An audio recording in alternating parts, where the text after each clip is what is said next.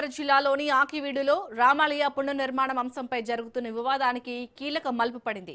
ఈ నేపథ్యంలో ఆకివీడు నగర పంచాయతీ కౌన్సిల్ సభ్యులు ప్రత్యేక సమావేశం నిర్వహించారు. మొత్తం 20 మంది సభ్యుల్లో ఒకరు గైర్హాజరు కాగా 2 సభ్యులు ప్రతిపాదనకు వ్యతిరేకించారు. మిగిలిన 17 మంది సభ్యులు రామాలయ నిర్మాణానికి మద్దతు తెలిపారు. ఎమ్మెల్యే రఘురామకృష్ణంరాజు మద్దతుతో మొత్తం 18 మంది సభ్యులు నిర్మాణానికి అంగీకారం తెలిపారు. రామాలయ నిర్మాణానికి మద్దతు తెలిపిన సభ్యులందరికీ ఎమ్మెల్యే రఘురామకృష్ణంరాజు కృతజ్ఞతలు తెలిపారు.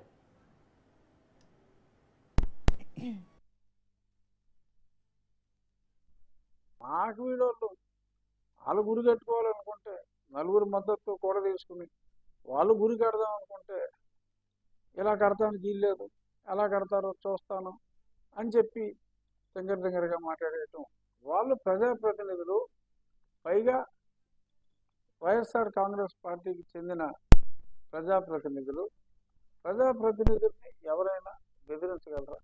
మందిర నిర్మాణంలో నేను ఉండాలి, మెజారిటీ ఉన్నప్పటికీ కూడా నా మద్దతు కూడా తెలియచేయాలి అని చెప్పి వారు వచ్చి మద్దతు ఇవ్వడం జరిగింది.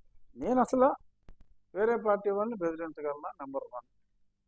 బెదిరిస్తే ప్రజాప్రతినిధులు భయపడతారా?